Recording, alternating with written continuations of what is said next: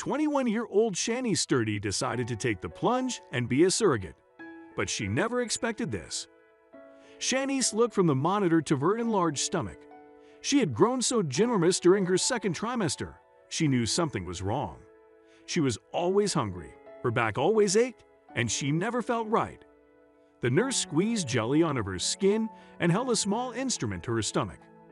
"These symptoms are absolutely normal for a first pregnancy," she explained. The screen blurred between gray and black. She held her breath. "Is everything okay?" Then the nurse called for a doctor. Shanice always wanted her own family. Her parents had been devoted to one another since they were 16, and her older sister married her childhood sweetheart the moment they finished school. But she never expected to witness so much pain so early into their marriage.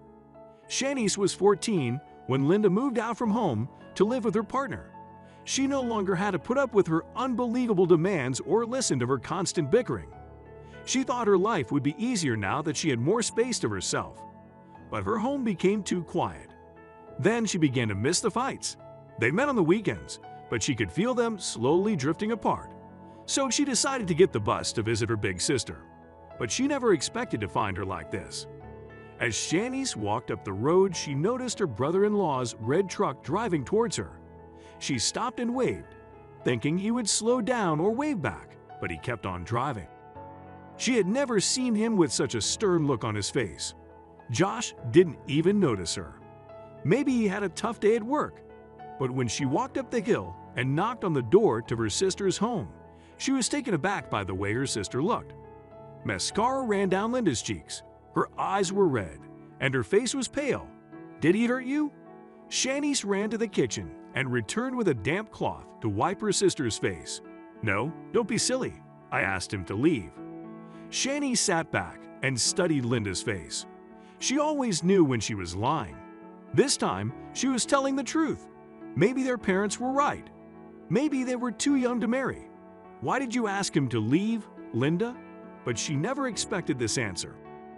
"You know we've been trying for a year now, Shanice." A stream of tears ran from Linda's eyes. "He wants to take out another loan for IVF, but we can't afford it. We couldn't afford the first treatment." She wiped her nose and sighed. "We can't keep doing this." Shanice's heart ached. She had never seen her sister so upset before, and she knew she would never be happy if she didn't have a child. So she put on the kettle, grabbed a blanket, and stayed with her for the weekend.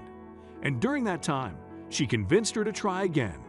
But she never expected her encouragement to have such an impact. It took nearly 2 years of treatment, but Linda eventually got pregnant. She wanted to keep it a secret until she reached her second trimester, but unfortunately, she never made it. After her miscarriage, she didn't want to try again. But then she changed her mind. She became reclusive. And despite Shanice's best attempts, Linda didn't leave the house for a month. But her husband had one last idea to give her what she had always dreamed of. Josh's idea was an unorthodox one, but it was Linda's last chance at happiness. The blow of the miscarriage was still fresh in her mind, and she wasn't sure of anything anymore. But Josh's idea gave her hope. Linda and Josh were about to try to convince Josh's sister to make an enormous sacrifice. But would she agree? Only time would tell. So Josh invited her around to ask the big question. They sat across the table from Josh's sister, fidgeting nervously. Would she agree? All of Linda's hopes hung on the words Josh's sister said next. But Linda would understand if she declined. After all, it was a huge thing to ask someone to do. Then she looked up and said the 3 words they never expected. "I'll do it." As soon as the words left Josh's sister's mouth, Linda felt fear and excitement wash over her. Finally, she could dream of having a child of her own. She couldn't thank Josh's sister enough. Josh had suggested that his own sister act as a surrogate for their child. She would provide the host womb for their baby. But Shanice could never have expected to be so inspired by the young woman's act of kindness. Had the woman thought this through? It wouldn't be easy, but she had agreed. Little did Shanice know that Josh's sister would inspire her in the years to come. Josh's sister offered to carry their child. Understandably, Linda was hesitant. She didn't want to get her hopes up again But what was the harm in trying one last time? If it didn't work, they could look at a fostering. There were plenty of children in need of a good home. Shanice prayed every night for the pregnancy to take. Then, a miracle happened. When Joshy's sister gave birth, Shanice cried for hours. She had never been so happy. If anyone deserved to be a mother, it was Linda. Then she made a promise to herself. Shanice swore then that someday she too would make someone's dream come true.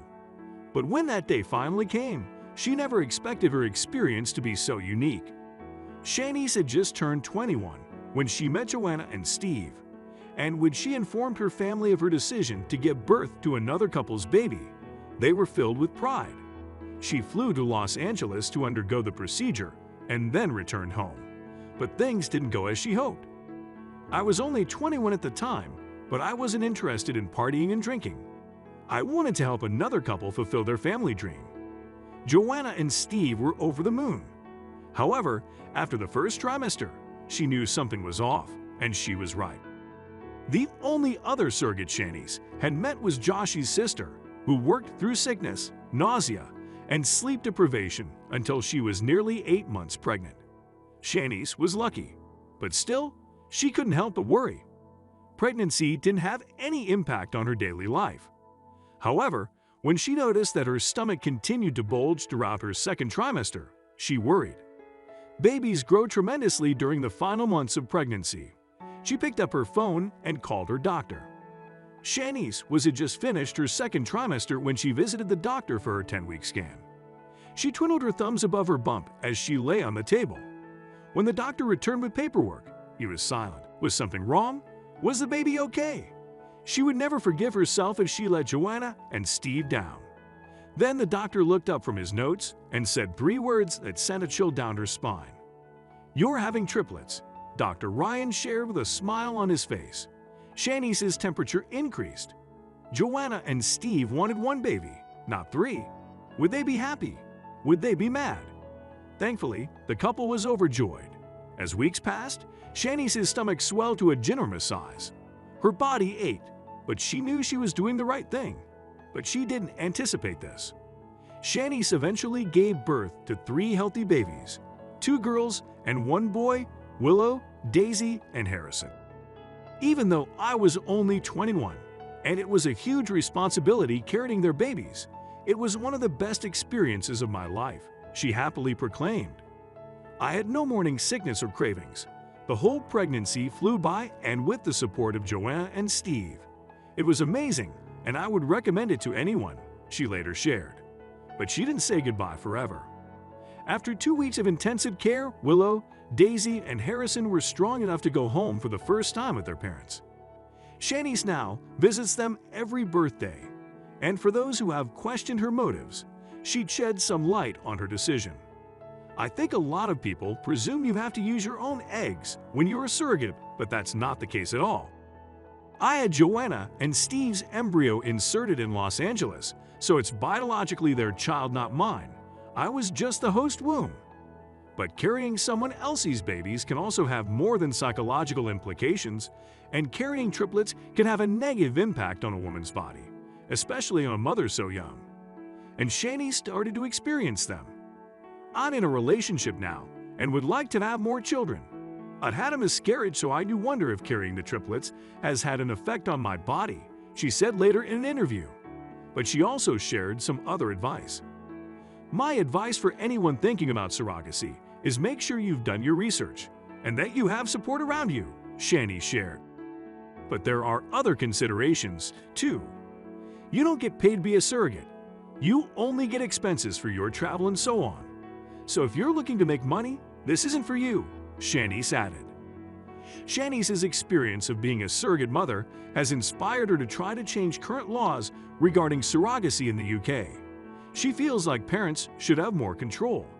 She says, "Throughout the pregnancy, I had all the questions about the babies directed at me, for example, birth plans, vaccinations, scan dates. I would just turn to Joanna and Steve and say, 'What do you want to do?' It was my body, but they weren't my babies. If the law could change so the parents could make the decisions, it would make things easier on both parts," she added. Many surrogate mothers feel the same way too.